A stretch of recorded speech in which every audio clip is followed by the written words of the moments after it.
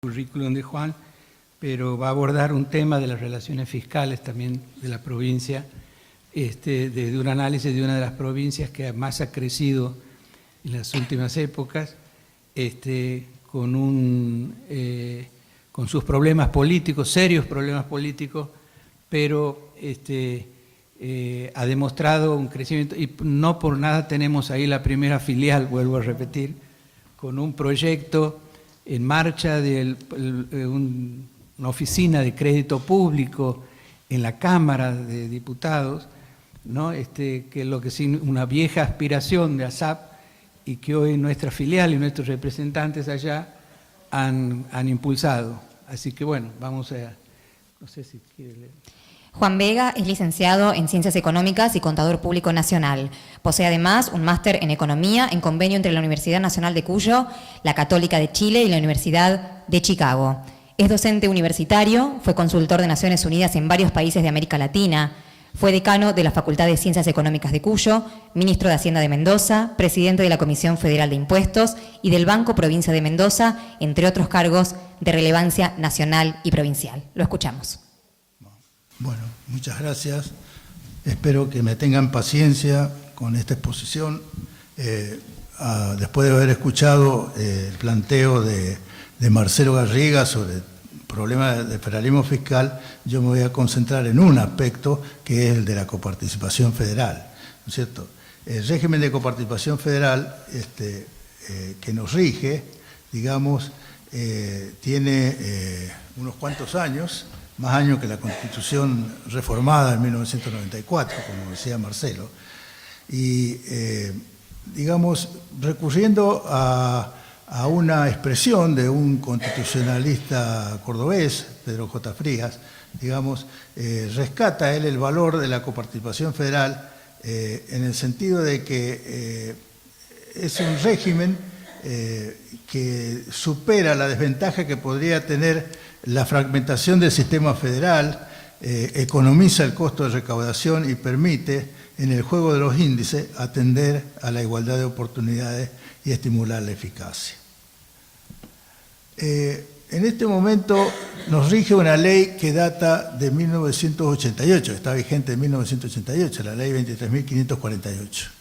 En esa ley, que es anterior a la reforma constitucional de 1994, se establecía varias disposiciones acerca de qué cosas integraban la masa coparticipable,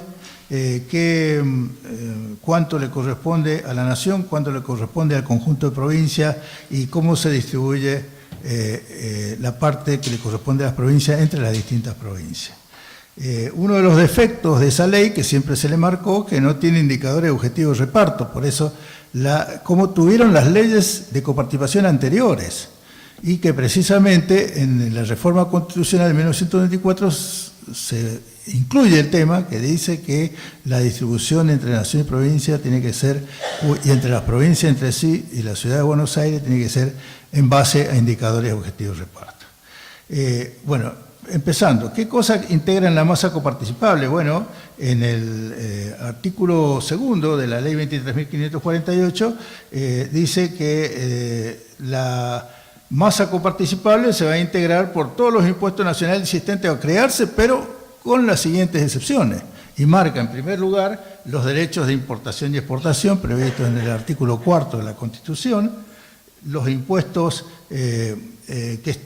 cuya distribución entre nación y provincia puede estar prevista en otras leyes o tenga otros regímenes de coparticipación distintos, como puede ser o era en esa época el impuesto a los combustibles, los impuestos o contribuciones que tengan afectación específica también se excluían del régimen, ¿no es cierto?, mientras durara esa afectación. Una vez que venciera la afectación pasaban a ser distribuibles conforme a la ley, y los impuestos y contribuciones nacionales cuyo producido se afecte a la realización de inversiones, servicios, obras o fomento de actividades que se declaren de interés nacional, siempre y cuando esto tenga acuerdo entre el gobierno nacional y provincia, o sea, surjan de ley nacional que sea ratificado por legislaturas provinciales.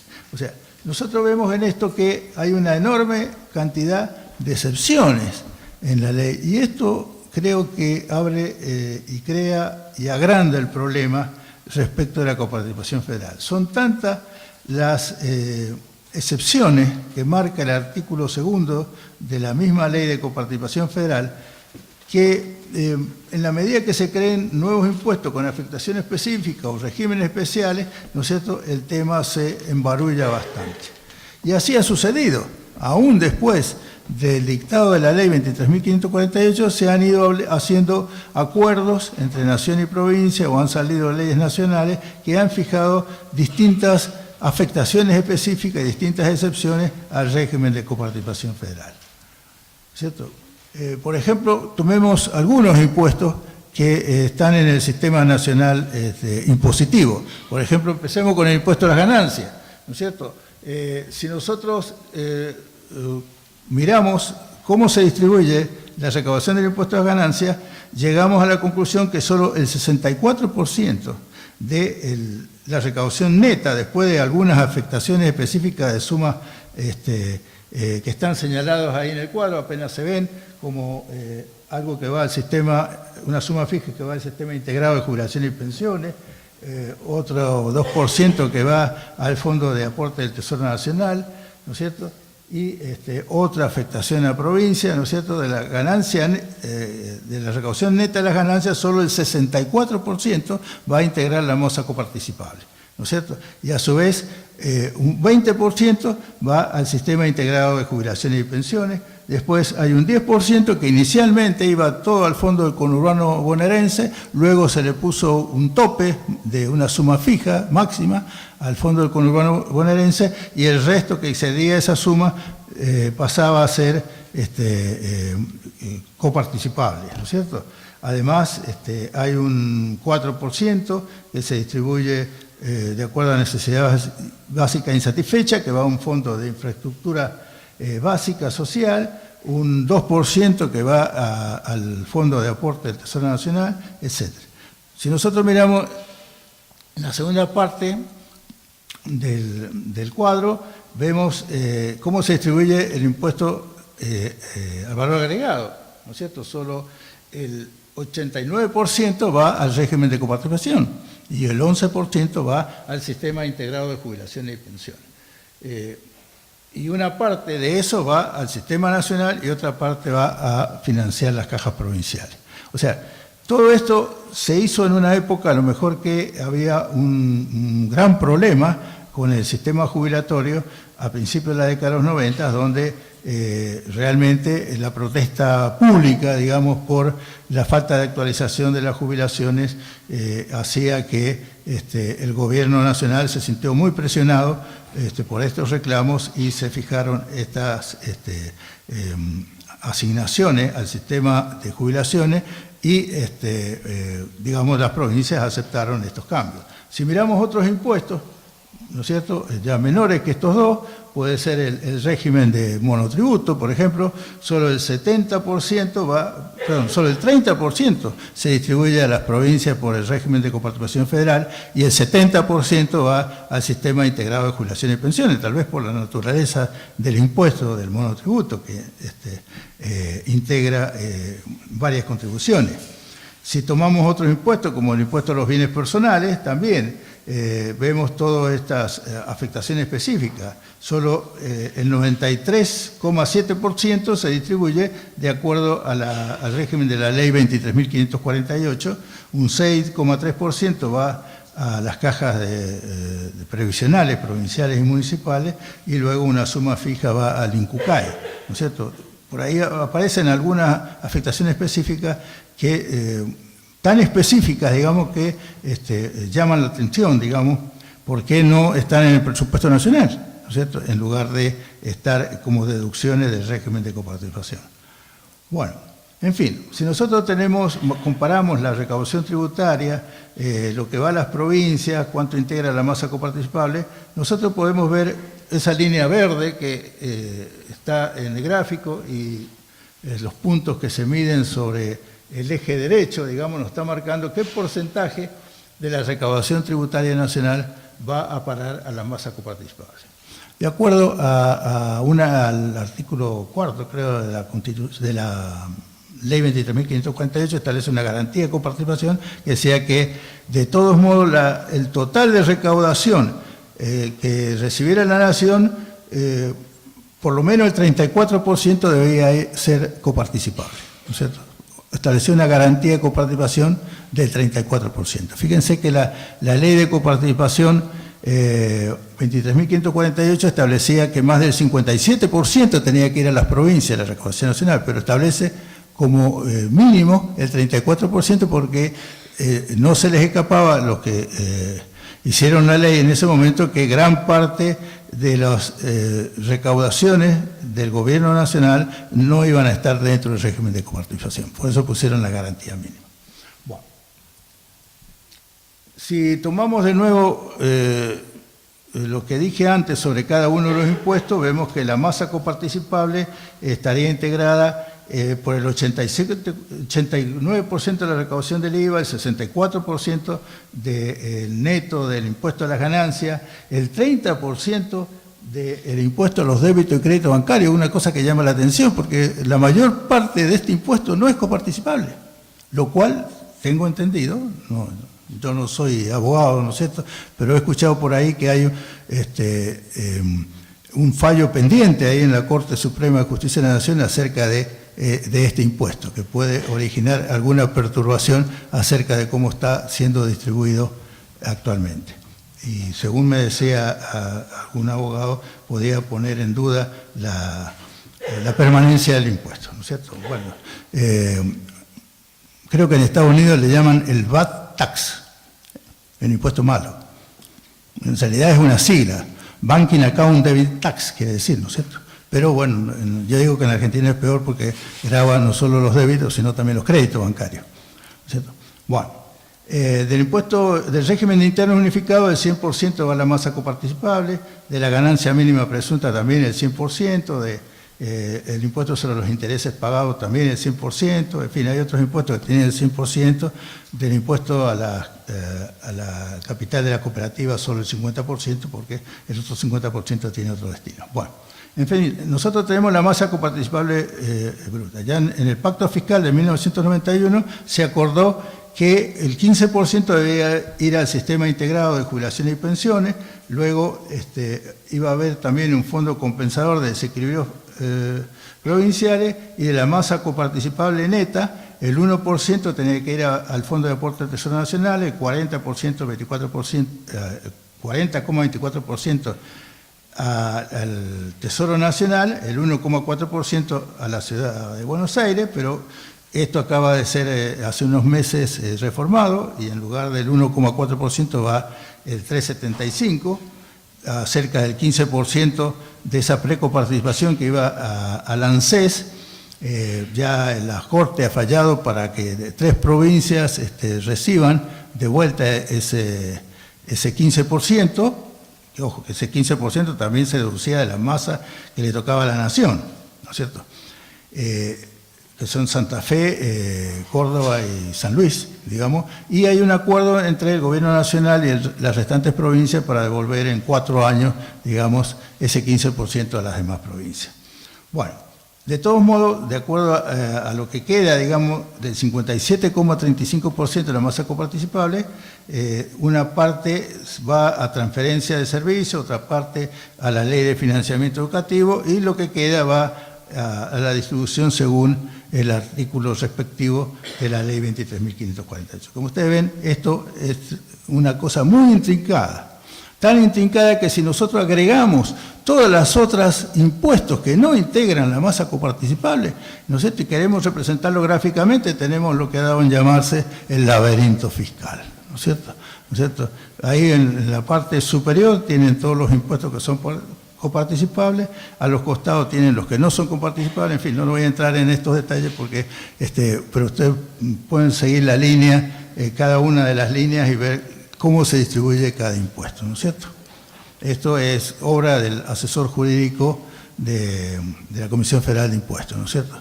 Y el que lo bautizó como el laberinto fiscal fue Richard Baird, tributarista canadiense, ¿no es cierto? Cuando vio el gráfico dijo, parece un laberinto, y quedó el nombre del laberinto fiscal. Bueno, En un trabajo que yo presenté en la reunión anterior, en 2 reuniones anteriores en Córdoba, también pasé de ASAP, digamos, del Seminario de Presupuesto, presenté un trabajo anterior a este. Yo he repetido algunas cosas de ese trabajo, y en ese trabajo yo hacía una revisión de los aportes de la bibliografía acerca del régimen de coparticipación.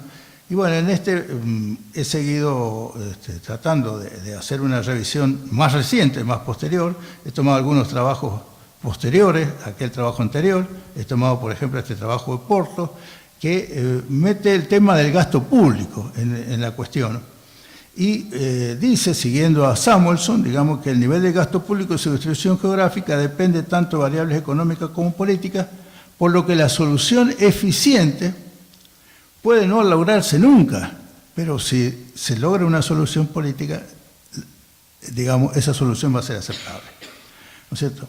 En la distribución geográfica del gasto, dice Porto, intervienen muchas variables económicas que pueden ser determinantes, pero una variable política es también muy determinante, hay que tener en cuenta. Es el grado de representación que puede tener la provincia en el orden nacional, como puede ser el número de parlamentarios, y también la coincidencia política o acuerdo político que puede haber entre el gobernante provincial y el gobernante nacional. ¿No es cierto? Todo eso también hay que tenerlo en cuenta y va a determinar la distribución. Bueno, otro autor que yo he tomado en cuenta, digamos, es Marcelo Capello, que actualmente es el presidente del IERAL, de la Fundación Mediterránea, y profesor de la Universidad Nacional de Córdoba, donde él ha tomado algunos aspectos de la coparticipación en 2 trabajos presentados, los dos en el 2015, uno en la Jornada Internacional de Finanzas Públicas y otro en la reunión anual de la Asociación Argentina de Economía y Política, ¿no es cierto?, donde él, en el primero de ellos, en el de la Jornada Internacional de Finanzas Públicas, toma en cuenta que, y dice, tiene algunas afirmaciones acerca de que la reforma actual impactaría tanto en los aspectos fiscales como en la calidad de los servicios públicos, la sustentabilidad fiscal y los efectos económicos sobre las economías regionales y los incentivos para el crecimiento. Pero también destaca que son importantes los aspectos políticos e institucionales. El nuevo régimen, dice Capello, debería tener mayor transparencia y automaticidad en situaciones como la cobertura de los regímenes provinciales de seguridad social.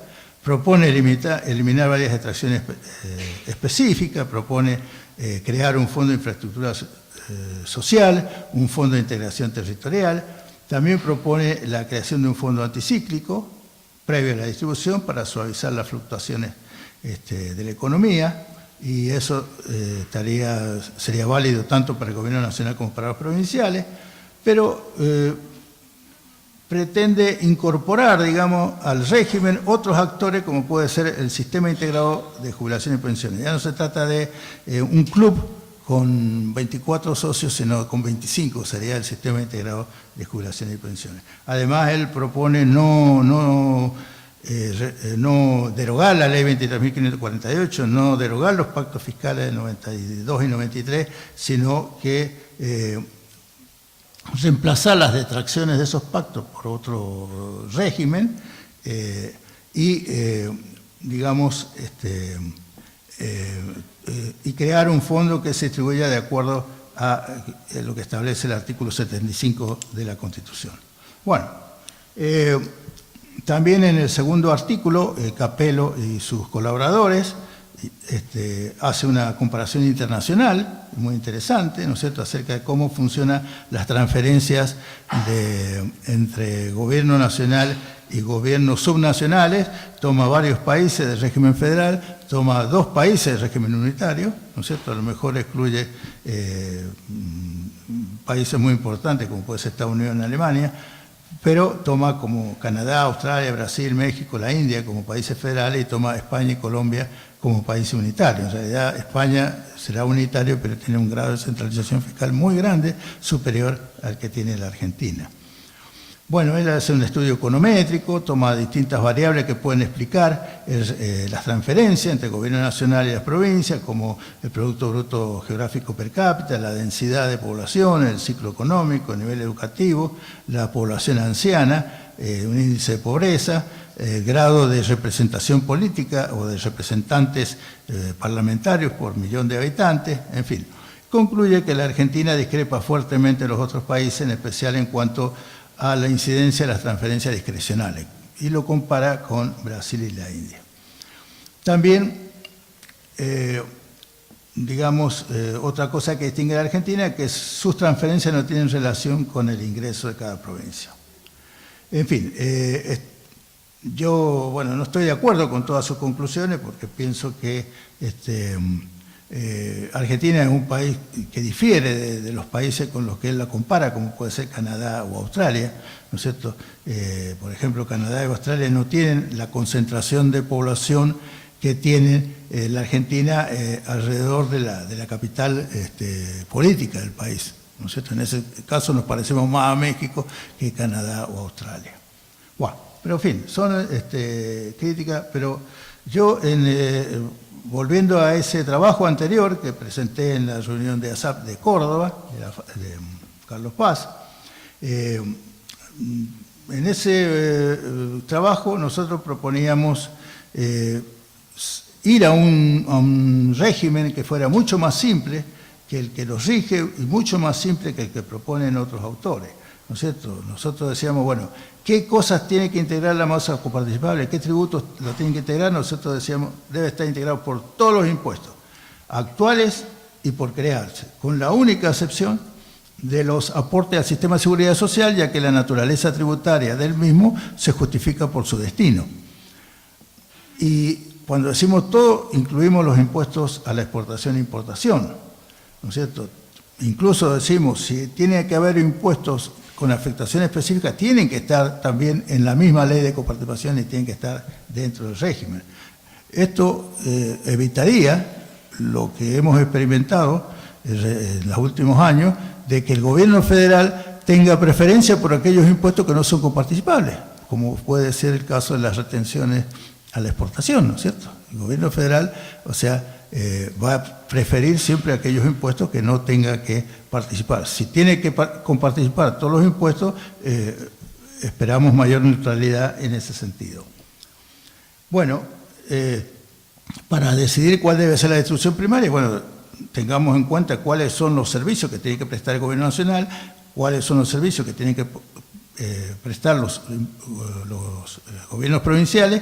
Podemos tomar para eso en cuenta el promedio de gasto público total, cuánto gastan las provincias, cuánto gasta el gobierno federal, y eso nos puede servir de guía.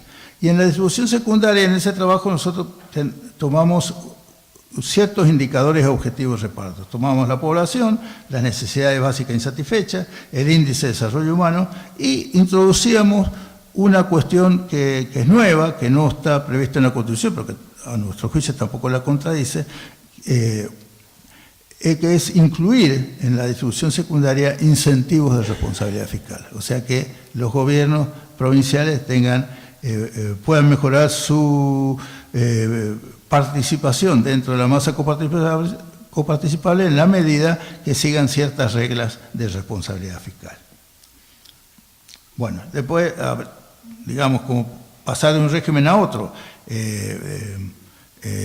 tiene sus dificultades, ¿no es cierto? Ninguna provincia aceptaría perder dinero, pero necesariamente ninguna va a querer perder en términos absolutos, pero necesariamente en términos relativos la distribución tiene que cambiar, ¿no es cierto? Si partimos a un régimen con indicadores objetivos de reparto. Bueno, en esa, la razón por la cual nosotros proponíamos esos indicadores objetivos para la distribución secundaria es más o menos sencilla, digamos. ¿Por qué tomamos población? La población para nosotros es el mejor indicador de la demanda por servicios públicos, ¿no es cierto? Los habitantes de una provincia pueden tener preferencias distintas respecto a los habitantes de otra provincia acerca de los servicios que quieren recibir del gobierno central, pero indudablemente todos somos iguales ante la ley, así que todas esas diferencias no se pueden tomar en cuenta. ¿Por qué tomamos necesidades básicas insatisfechas? Bueno, porque hay que tender a cerrar la brecha de desarrollo, como pide la Constitución, entre las provincias, asignando recursos en función de las necesidades, ¿no es cierto? Necesidades básicas insatisfechas toma en cuenta la calidad de la vivienda, las condiciones sanitarias de la vivienda, el hacinamiento, la asistencia escolar, la capacidad de subsistencia. Pero como podría haber cierta tendencia a mantener alto índice de necesidades básicas insatisfechas para no perder recursos, nosotros agregamos como compensador de eso el índice de desarrollo humano, que es un índice creado, o difundido y calculado en este momento por Naciones Unidas para la provincia de Argentina, que compensaría la tendencia negativa del índice anterior, alentando el mejoramiento de la calidad de vida. Toma en cuenta la esperanza de vida al nacer, el ingreso familiar per cápita, los años de educación aprobados. Y también los incentivos de responsabilidad fiscal, en ese momento proponíamos 3, ¿no es cierto? Algo que se refiere al gasto personal, sería la inversa del gasto personal en relación al gasto primario, dado que actuaría en contra de la conducta clientelística de los gobiernos.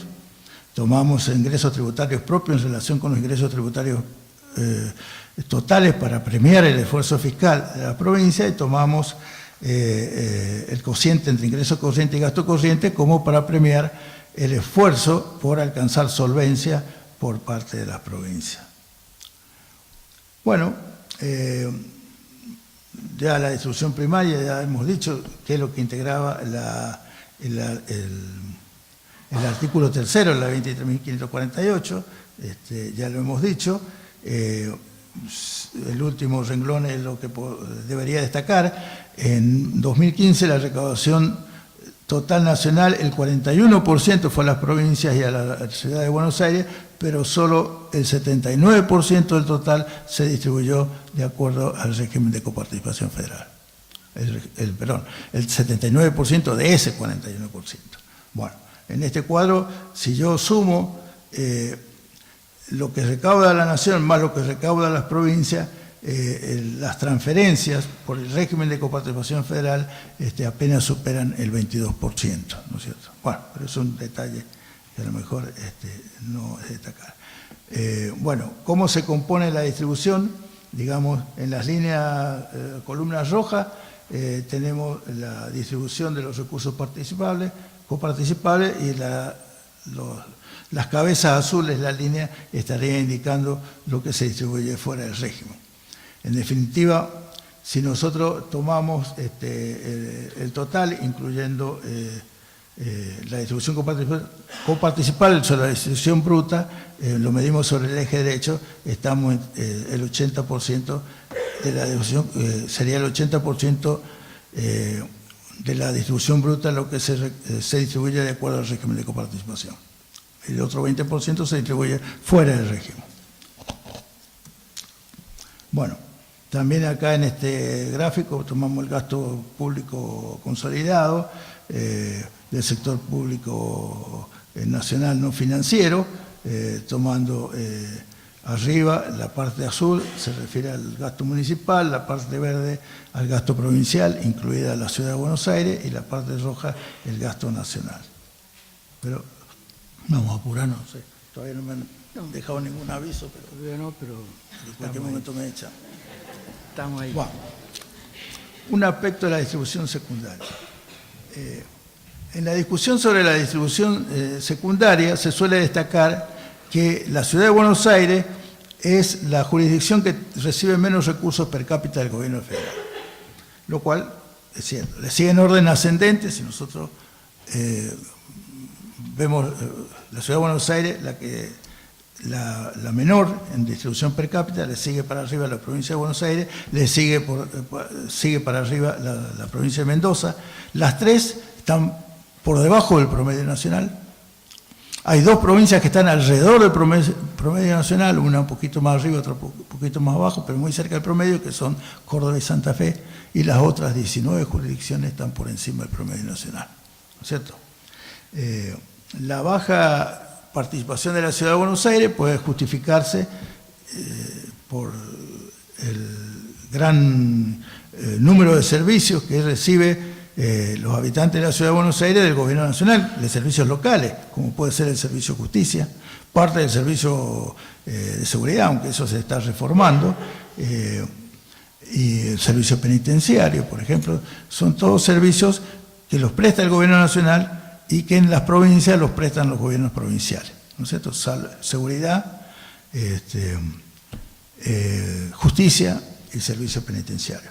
En un futuro régimen, si esto no va a cambiar, está cambiando en el tema de seguridad, no creo que cambie en el tema de justicia por muchos años, creo que, bueno, si la Ciudad de Buenos Aires tiene que estar incluida en el régimen de coparticipación, habría de descontarle del porcentaje que le toca de la aplicación de indicadores objetivos en la distribución secundaria lo que cuestan esos servicios que le presta el gobierno federal a la Ciudad de Buenos Aires. Bueno, una cosa que es nueva, que nosotros no hemos tratado en el trabajo anterior, digamos, es la distribución del gasto nacional. ¿No es cierto? O sea, nosotros pensamos que la transferencia de impuestos es solo una parte de los recursos que el gobierno federal distribuye a las provincias. Para tener una apreciación completa de ese derramen de recursos que van del gobierno federal, habría que considerar también dónde se radica el gasto del gobierno nacional, ¿no es cierto?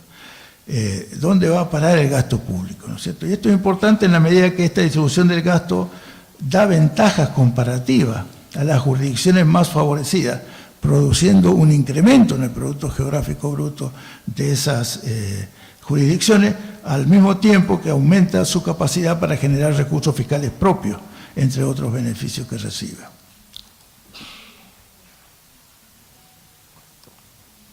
En este cuadro, nosotros hemos tomado de información que surge del Ministerio de Hacienda, cómo se distribuye, pero en la información presupuestaria, del presupuesto que se envía al Congreso Nacional, cómo se distribuye el gasto entre las jurisdicciones.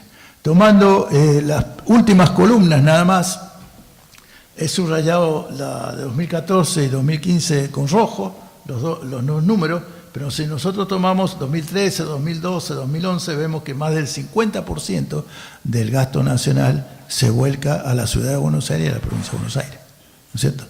En 2014, 2015, esto parece disminuir, pero en realidad lo que parece que ha disminuido es la asignación de gasto, porque abajo vemos que lo que se califica como gasto nacional aumentó tremendamente, o sea que hay algo distorsionado. Por eso en nuestro intento de proponer un nuevo sistema de coparticipación no estamos teniendo en cuenta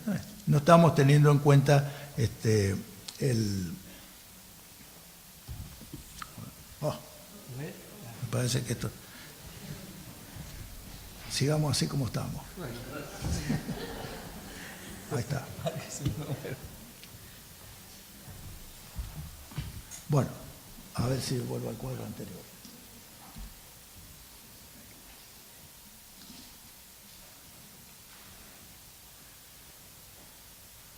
No, esto no es como la mía, esto no tiene... ¿Para agrandar? No, la mía es...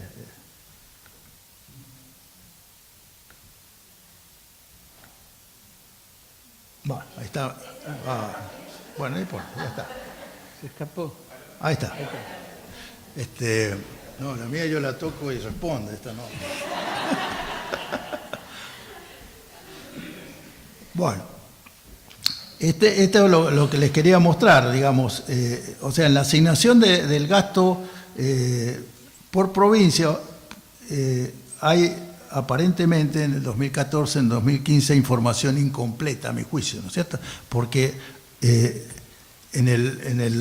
al final, en las últimas líneas subrayadas con rojo, ven que disminuye tremendamente en 2014 y 2015, o mejor dicho, aumenta tremendamente 2014, 2015, comparado con los años anteriores, lo que sería gasto nacional no asignado, ¿no es cierto? De gasto nacional no asignado. O sea que pienso que esos años no son confiables, ¿no es cierto? creo que para tomarlo en cuenta para la propuesta que nosotros queremos hacer. Bueno, en fin, si nosotros tomamos en cuenta esto que acabo de decir, acá he mostrado en distintas columnas el total de recursos nacionales, cómo se distribuye por jurisdicción. Ven que 220.000 millones se distribuyeron al conjunto de provincia y ciudad de Buenos Aires y de recursos, y en el gasto nacional asignable, sin tomar en cuenta el gasto que puede considerarse binacional o el gasto nacional no asignado, en fin, en el 2013 esto más del doble representó la suma de gasto asignado en el total de jurisdicciones que los recursos, ¿no es cierto? Si nosotros tomamos en cuenta la distribución por jurisdicción en porcentaje, tenemos en las últimas columnas los recursos nacionales, gasto nacional, la suma de ambos, y vemos que en las dos últimas columnas podemos comparar el total de recursos nacionales más gasto nacional en porcentaje, que le toca a la provincia, con el porcentaje de población. Por ejemplo, la ciudad de Buenos Aires tiene 26,6% de recursos nacionales más gasto nacional y solo el 7,2% de la población. La provincia de Buenos Aires tiene el 22,9% de recursos nacionales más gasto nacional frente al 38,9% de la población, y así para el conjunto de provincias, ¿no es cierto? O sea, no voy a entrar en los detalles, pero el trabajo está publicado, lo pueden encontrar en la página de la Jornada de Finanzas Públicas de la Universidad Nacional de Córdoba, ¿no es cierto?, que lo presenté el mes pasado.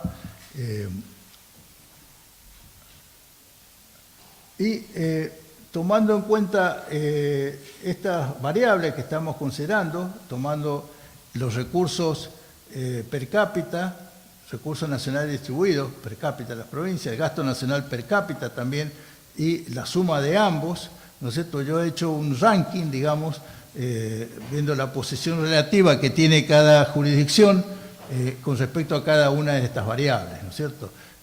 Por ejemplo, la ciudad de Buenos Aires tiene en recurso nacional el puesto número 19, en gasto nacional el puesto número 1, en la suma de los dos el puesto número 1, y en recursos nacionales per cápita el último lugar, ¿no es cierto?, el puesto número 24. En fin. Y así siguiendo con o sea, en recursos nacionales per cápita el número 24, en recursos nacionales per cápita el primer lugar, y en la suma de los dos el primer lugar. Y así siguiendo en la provincia de Buenos Aires, digamos, para señalar solo los dos primeros de la lista, tenemos, ocupa en recursos nacionales per cápita el puesto número 23, o sea, está por encima de la ciudad de Buenos Aires, pero en gasto nacional per cápita está en el puesto número 20, y en la suma de los dos está en el último lugar, el puesto número 24. Bueno, y así siguiendo para las otras provincias. No voy a extenderme en este tema. Si hay preguntas, la respondemos después. Entonces, haciendo un resumen de todo esto, ¿no es cierto? Nosotros tenemos la población por cada jurisdicción, el número, porcentaje de la población total, el número de orden, o sea, cuál es primero, cuál es la última, ¿no es cierto? Los recursos nacionales que fueron en el 2013, el porcentaje de estos recursos nacionales que fueron a las distintas jurisdicciones, y el orden, el ranking, digamos, el orden en ese ranking donde está señalado por los números de la última columna. Bueno, en ese trabajo que yo presenté en el 2014, ¿no es cierto?, teniendo en cuenta estos indicadores que yo señalé, en ese momento no habíamos incorporado el gasto nacional, tomamos en cuenta, como les dije antes, la población, los incentivos de responsabilidad fiscal, el IDH y el NBI. Hicimos dos simulaciones, una asignando a la población una ponderación del 65%, a los indicadores de responsabilidad fiscal o incentivos de responsabilidad fiscal un 10% y a la suma del IDH y del NBI el 25%. O sea, respetando un poco aquellos viejos porcentajes que establecía la ley 2221, la ley de coparticipación anterior a la 23.548, que establecía 65% de la población, 25% de acuerdo a la brecha de desarrollo y tenía 10% de acuerdo a la inversa de la densidad de población, ¿no es cierto? O sea, nosotros no creemos, a diferencia de otros autores, que la densidad de población no tiene que intervenir, digamos, ¿no es cierto? Y la brecha de desarrollo creo que la podemos cubrir mejor, no con los indicadores que establecía la 2221, sino con esto del índice de desarrollo humano y el índice de necesidad básica insatisfecha. Y bueno, hicimos una segunda simulación, digamos, disminuyendo el porcentaje de población y aumentando la participación de los incentivos de responsabilidad fiscal. ¿No es cierto? Repito, las ponderaciones que le damos a cada indicador son arbitrarias, ¿no es cierto? Nosotros, como digo yo, no nos casamos con estas ponderaciones, pero sí nos casamos con los indicadores que proponemos, ¿no es cierto? Creo que esos son los indicadores adecuados, más el de gasto público que estoy introduciendo en la propuesta que estoy presentando ahora. Bueno, en este es el segundo ejercicio de simulación, el que estoy proponiendo ahora, y que, digamos, creo que es lo que hay que tener en cuenta, la distribución geográfica del gasto nacional, porque facilita la comparación.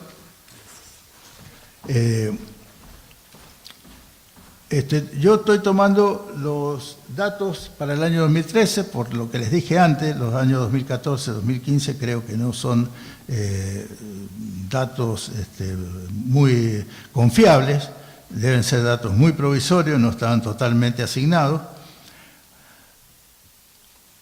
Y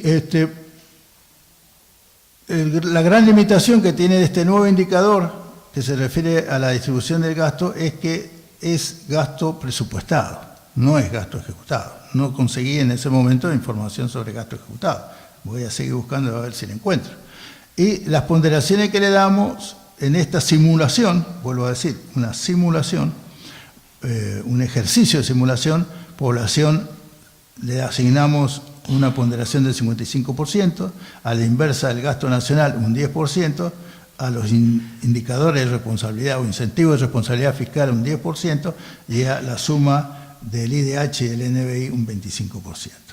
De acuerdo a esa simulación, digamos, tendríamos la siguiente distribución. Si nosotros tenemos en cuenta las últimas columnas del cuadro, nosotros la antepenúltima columna es la que resultaría de este ejercicio de simulación, digamos, donde le correspondería a la Ciudad de Buenos Aires un 7,3% de la distribución secundaria, a la provincia de Buenos Aires un 22,9% y así siguiendo para abajo, ¿no es cierto? Lo que proponíamos en el 2014, digamos, donde no intervenía este indicador del gasto o de la distribución del gasto nacional, eran, por supuesto, más altas las distribuciones, ¿no es cierto?, dado que estamos considerando la inversa del gasto nacional per cápita, le correspondía más alto el 7,8 a la Ciudad de Buenos Aires y el 26,8 a la provincia de Buenos Aires, ¿no es cierto? Si eso lo comparamos con la distribución efectiva que tuvieron las distintas provincias en el año 2013, el año que estamos considerando de referencia, vemos cómo subirían las distintas provincias en participación relativa y cómo bajarían otras provincias también en participación relativa. Por supuesto, la provincia la ciudad de Buenos Aires y la provincia de Buenos Aires son algunas de las jurisdicciones más favorecidas. También hay otras provincias, ¿no es cierto? Y las demás perderían en cuanto a posesión relativa. Por eso, para que nadie pierda en posesión absoluta, habría que instrumentar un periodo de régimen de transición que, por supuesto, tiene que ser muy corto, porque si es muy largo, ya la experiencia que tenemos es que la cosa se pierde, ¿no es cierto? Bueno, acá en este gráfico podemos ver en las líneas verdes los que ganarían en esta simulación que hemos hecho, y las líneas rojas corresponderían a las provincias que perderían en porcentaje de participación relativa, que no quiere decir que ninguna provincia tenga que participar en términos absolutos.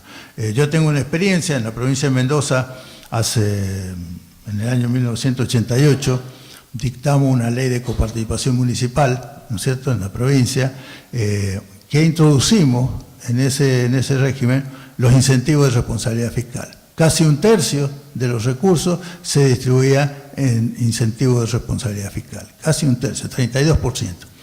Y para que ninguna municipalidad perdiera, bueno, el sacrificio fue de la provincia, o sea, aumentó en la distribución primaria el porcentaje que iba al conjunto de municipalidades. Entonces nadie perdió, todos ganaron, ¿no es cierto?, las municipalidades. Y la provincia tampoco perdió porque mejoró su administración tributaria y aumentó la recaudación, ¿no es cierto? Entonces, puede decir que todos ganaron, ¿no es cierto? Y, digamos, mi experiencia como ministro de Hacienda en ese momento era que antes de ese régimen todos me golpearan la puerta. Los intendentes municipales vivían golpeándome la puerta. A partir de ese régimen ni me saludaban. Así, bueno. Muchas gracias.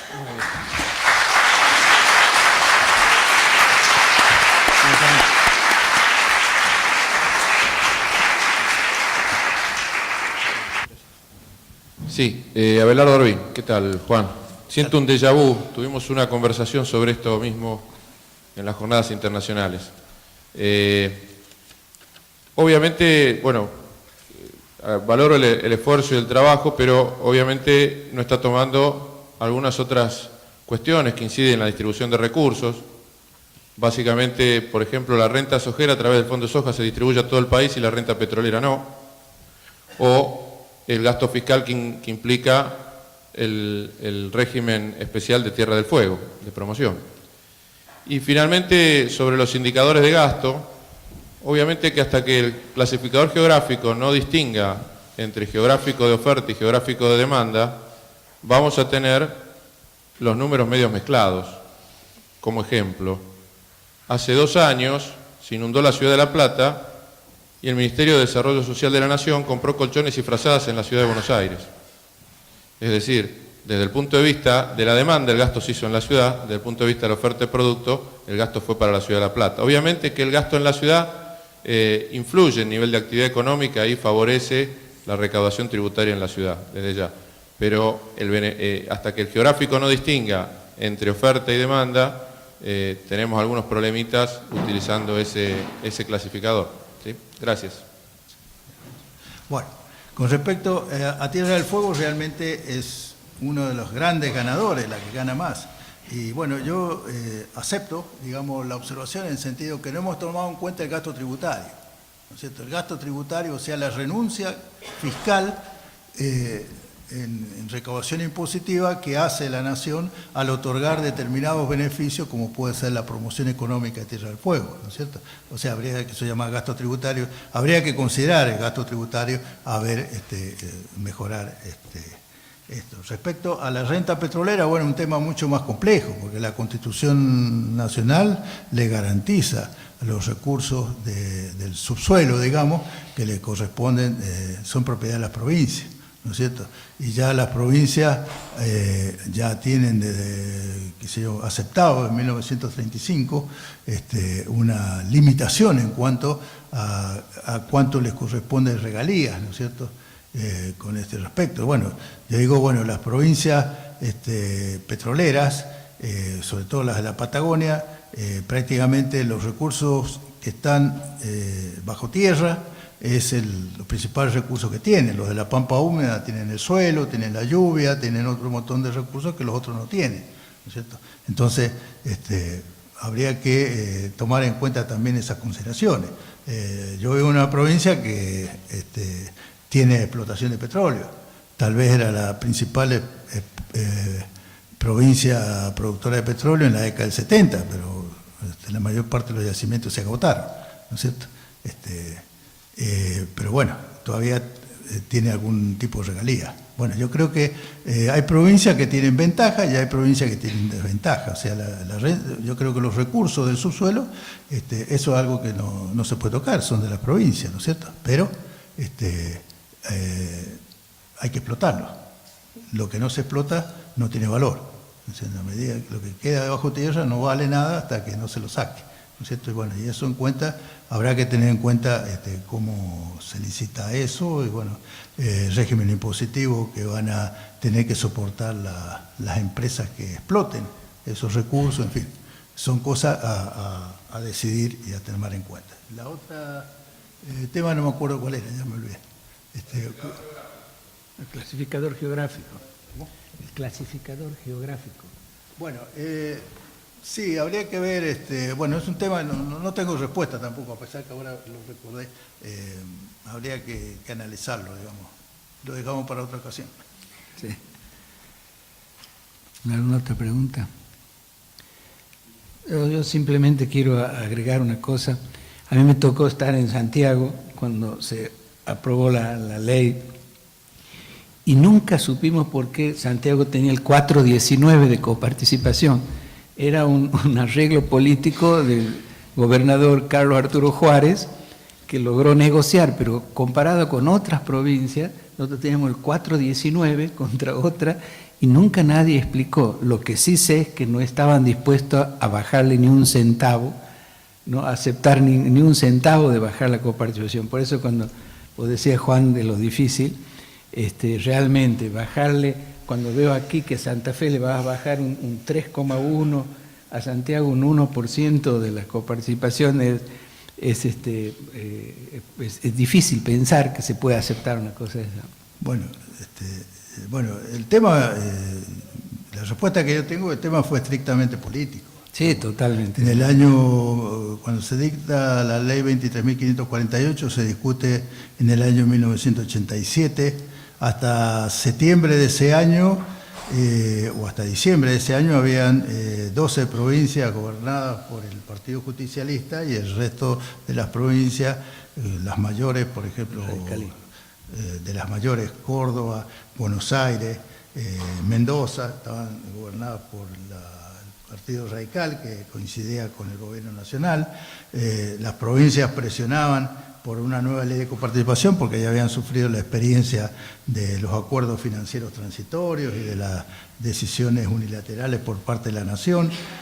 A partir de septiembre de 1987 ganan en más provincias el Partido Justicialista, Mendoza, Buenos Aires pasarían a ser gobernados por el justicialismo, pero la ley prácticamente ya estaba redactada, ¿no es cierto?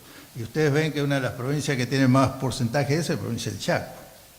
El ministro del Chaco era el que empujó el lápiz, digamos.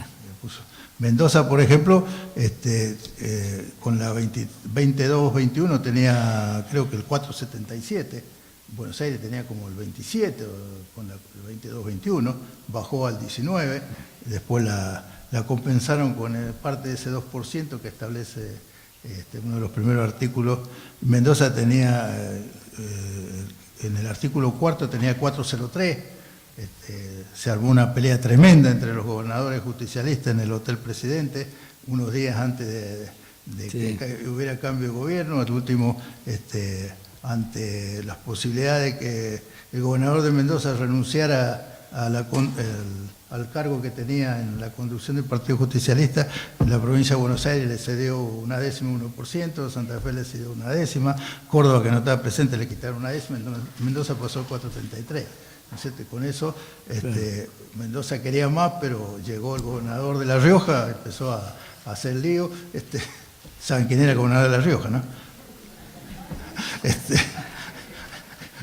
Lo único que no hizo fue subirse a la mesa para bailar el malambo. Claro.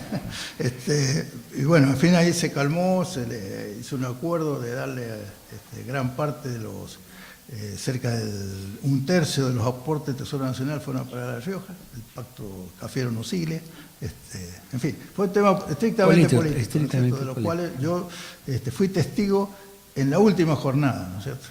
Pero en la anterior no intervine, sino creo que Mendoza hubiera sacado un poco más. Bueno, no sé si hay otra pregunta. Bueno, muchas gracias, Juan. Agradecemos a los expositores que nos acompañaron en el panel Relaciones Financieras, Nación, Provincia. Los invitamos a todos a realizar una pequeña pausa.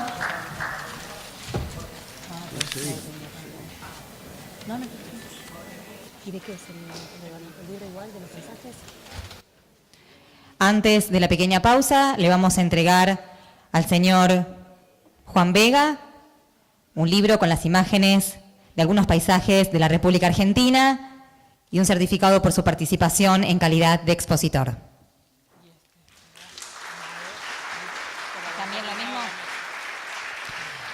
También recibe un libro con las imágenes de nuestro hermoso país, el señor Jorge Amado.